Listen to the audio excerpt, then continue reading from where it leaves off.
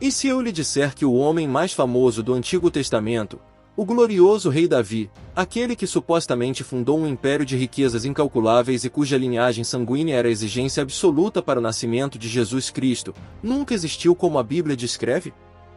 A sua instituição religiosa jura que a Bíblia é inerrante, 2 Timóteo 3 versículo 16, e condena qualquer investigação histórica, 2 Pedro 1 versículo 20. O Novo Testamento abre com o Evangelho de Mateus a afirmar categoricamente, livro da genealogia de Jesus Cristo, filho de Davi.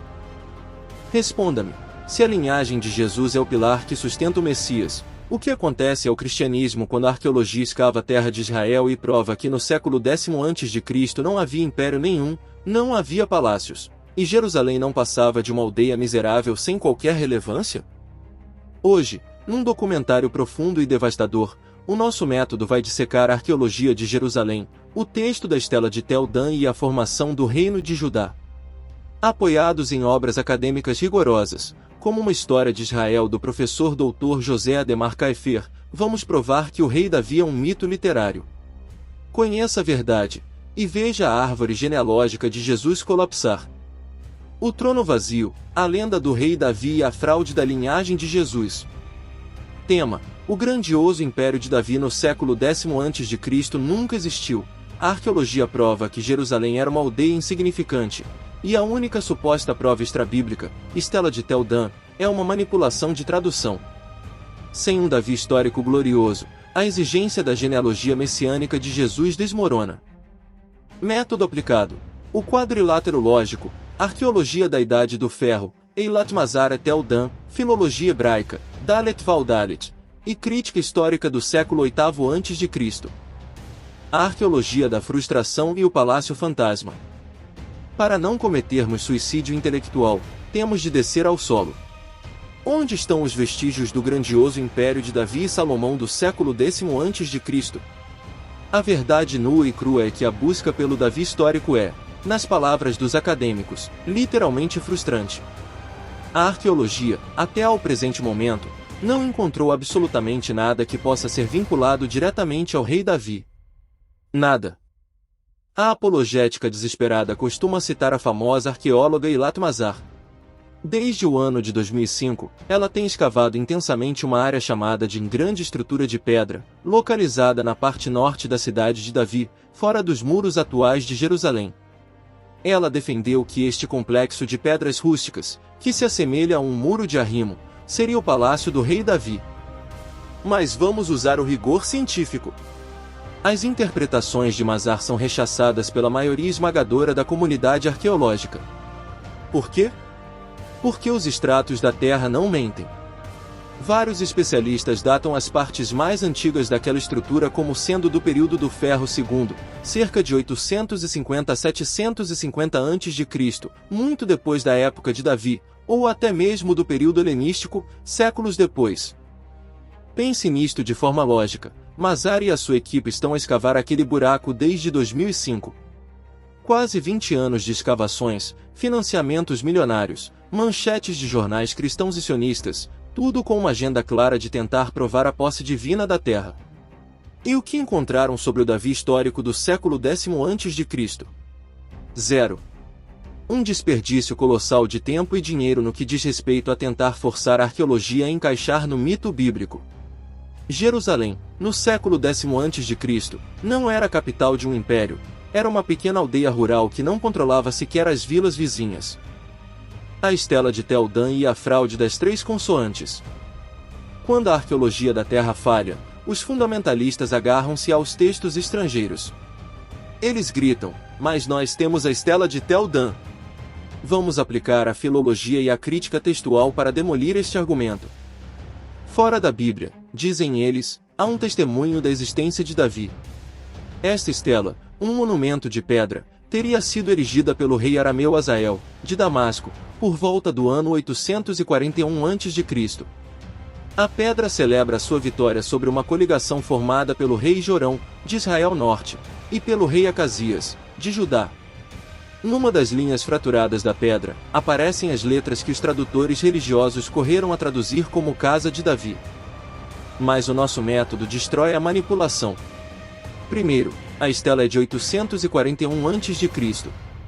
Isso é quase 200 anos depois da suposta existência de Davi. Não é um documento contemporâneo. Segundo, e mais letal, a fraude da tradução.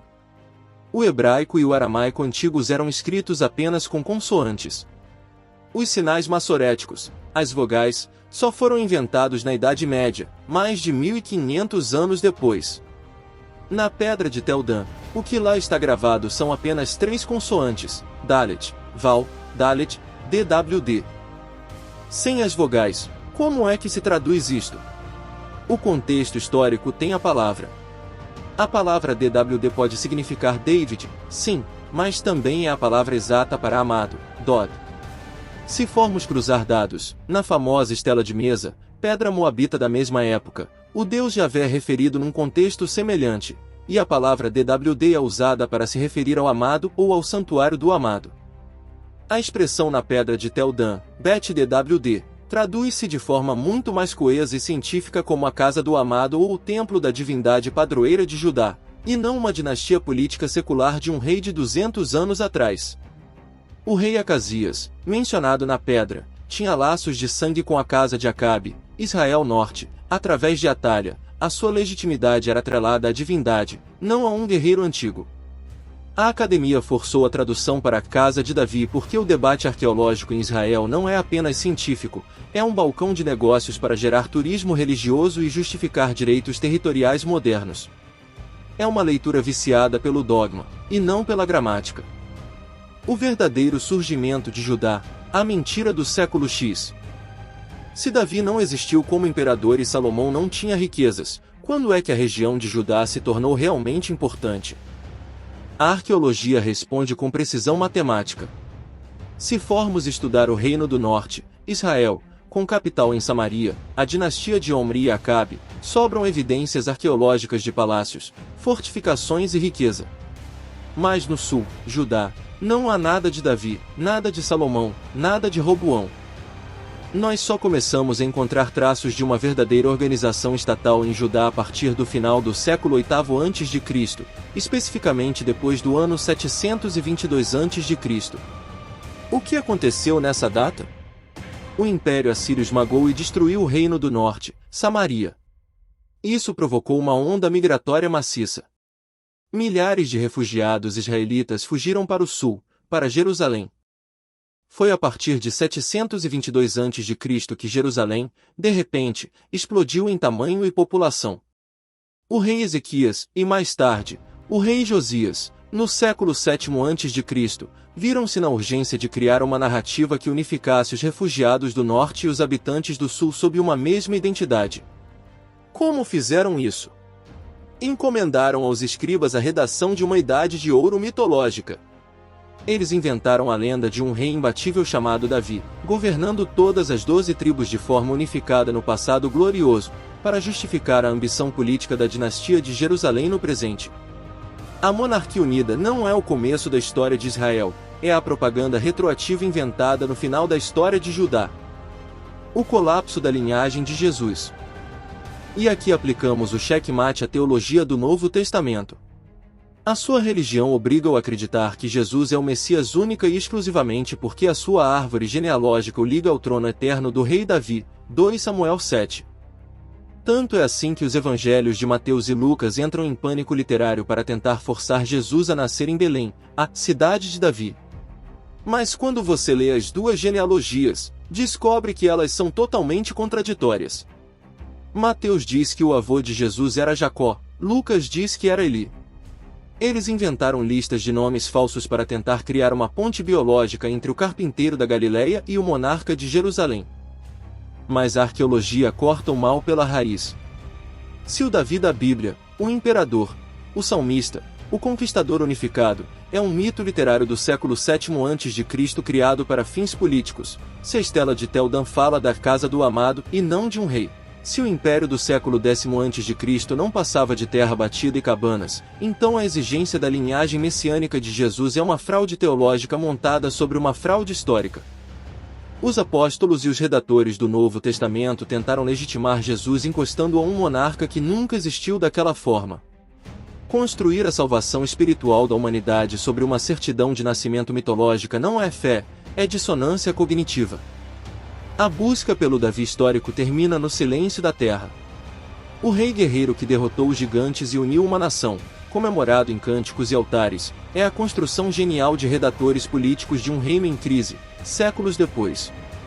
A sua igreja precisa do mito de Davi para validar o mito do Messias celestial. Mas o nosso método não presta culto a lendas. Quando a arqueologia fala, os deuses e os reis de papel caem. Conhecer a verdade não ofende o Criador, ofende apenas os homens que o usam para governar as nossas mentes. Aqui no canal, não buscamos agradar ou ofender. Buscamos entender os fatos, questionar os mitos e abrir espaço para o pensamento crítico. Esse canal não te dá certezas. Ele te ajuda a fazer as perguntas certas. Se gostou do vídeo, curta e se inscreva no canal para mais reflexões críticas das narrativas da Bíblia. Eu me chamo Heraldo Santos, obrigado por assistir mais um vídeo no canal A Bíblia Pode Ser Investigada?